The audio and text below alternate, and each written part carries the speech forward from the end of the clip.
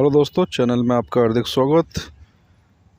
इस ऑडियो में मैं आपको बताना चाहूँगा कि हमारे शरीर में ये जो ताकत होती है, बल, शक्ति, उत्साह, धैर्य, सुंदरता, जोश, आनंद और जो हमें उत्साहित रखने वाली जो धातु होती है, वह कौन सी धातु होती है और वह किस तरह से कार्य करती है और वह कैसे शरीर में बनती है, जिससे कि हमारे अंदर जो एक कॉन्फिडेंस आता है वह किस तरह से आता है और हमारे अंदर एक अलग ही उत्साह और जोश, आनंद, खुशी महसूस होती है। हमें एक बल हमारे शरीर में 24 घंटे रहता है, जिसमें हम कोई भी कार्य बड़ी आसानी से कर लेते हैं। जोश के संग, उत्साह के संग वह हम कैसे कर पाते हैं, वह कौन सी धातु होती है जो हमें ये सभी कार्य करने में मदद करती है।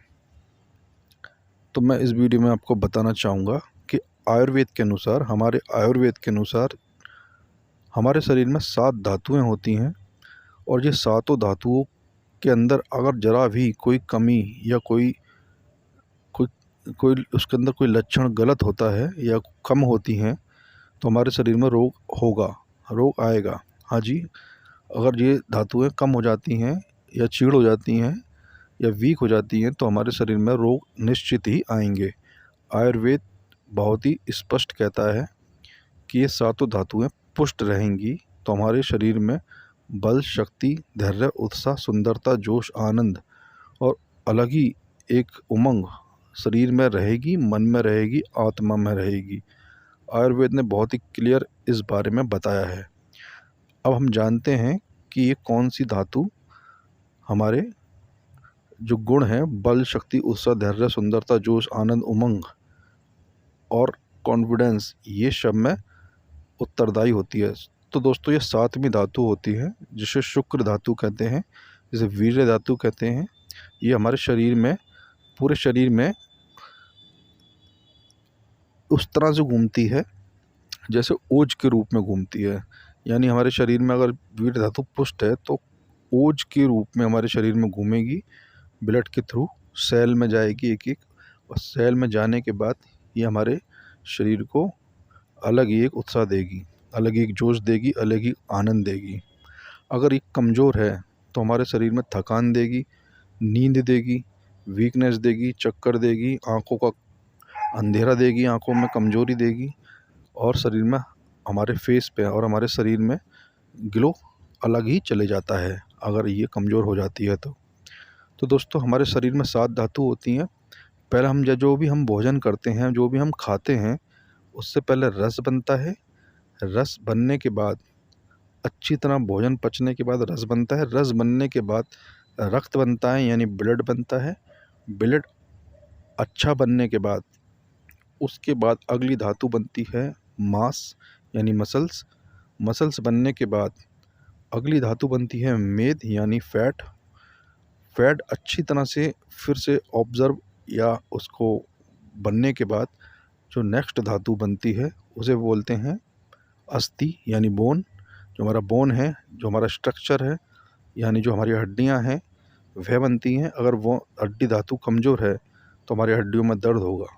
यही कारण है कि कोई भी धातु हम अपने धातु को बर्बाद करते हैं तो हमारी हड्डियों में दर्द इसलिए ही होता है क्योंकि हमारी धातु कमज़ोर हो जाती है, अस्थि धातु। उसके बाद दोस्तों बनता है में उसके बाद बनता है मेद, अस्थि, मज्जा। फिर मज्जा बनता है दोस्तों। मज्जा बोन मैरो होता है जो हमारी हड्डियों के अंदर होता है, और मज्जा बहुत ही कमाल की चीज़ होती है दोस्तों। ये दिमाग को अलग ही दिशा देती है, आँखों को रोशनी देती है।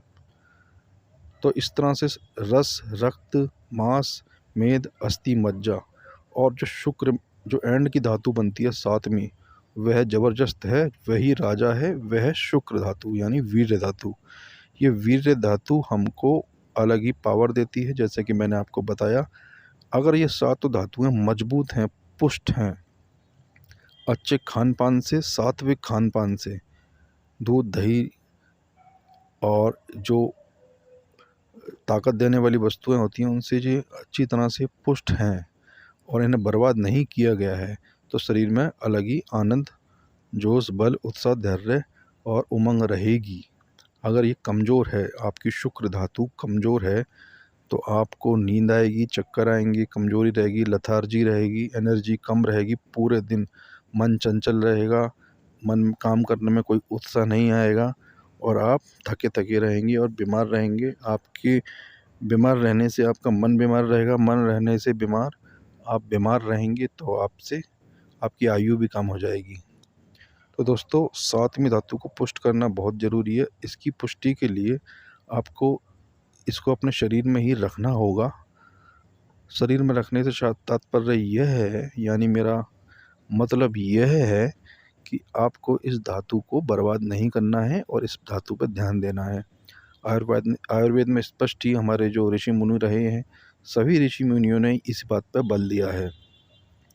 तो सातवीं धातु यानी शुक्र धातु को अपनी शरीर को बल देने के लिए आपको पुष्ट करना होगा।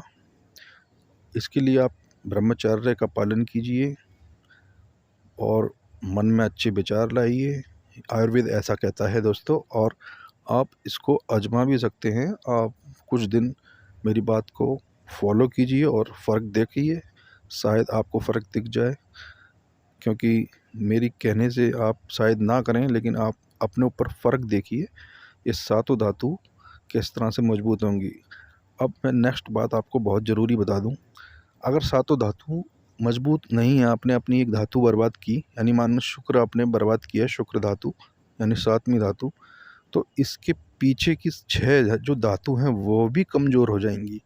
क्योंकि शुक्र धातु निकला यानी बर्बाद हुआ, उसके पीछे जो बोन मेरो है, उसके पीछे जो बोन जो आपकी अस्थि धातु है, वह एक दूसरे से निचोड़ लेंगे, यानी एक दूसरे से पावर लेंगे जिससे कि अगली धातु बने, तो आपकी जो पीछे की धातुएं कमज़ोर हो जाएंगी। इसी तरीके से अगर आपकी धातु सातवीं शुक्र धातु मजबूत है, तो वह उल्टा आपकी बोन मैरो यानी आपकी जो मज्जा धातु को बलवान करेगी, उल्टा होगा, फिर ऊपर की तरफ चलेगा।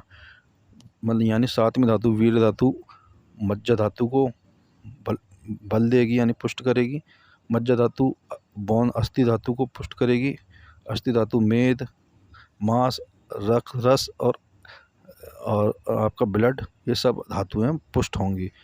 ये धातु उल्टा भी चलता है और सीधा भी चलता है, इसलिए ही आपको कमज़ोरी महसूस होती है। क्योंकि आपके चेहरे से रंगत यानी आपके चेहरे से ग्लो चला जाता है, क्योंकि ब्लड में भी थोड़ी कमी आती है, क्योंकि ब्लड से ही सारी धातुएं आगे की बन रही हैं। और आप धातु बर्बाद करने के बाद ब्लड में भी असर पड़ता है, क्योंकि उल्टा चलता है। क्योंकि पिछली धातु अगली धातु से लेगी अपने को पूरा करने के लिए। तो दोस्तों, ये धातु विज्ञान के बारे में मैंने आपको बताया। आप अपनी वीर्य धातु को पुष्ट कीजिए। बल, शक्ति, उत्साह, धैर्य, सुंदरता, जोश, आनंद, इसको फील कीजिए। 10-15 दिन आप इसको ट्राई कीजिए और फ़र्क देखिए। हमारे आयुर्वेद में बहुत ही साफ कहा गया है कि आप अपनी धातुओं को पुष्ट कीजिए और इस जीवन का भरपूरता से आनंद लीजिए। इसी के साथ विराम लगाता हूँ दोस्तों। मेरे चैनल को सब्सक्राइब करना ना भूलें दोस्तों। धन्यवाद।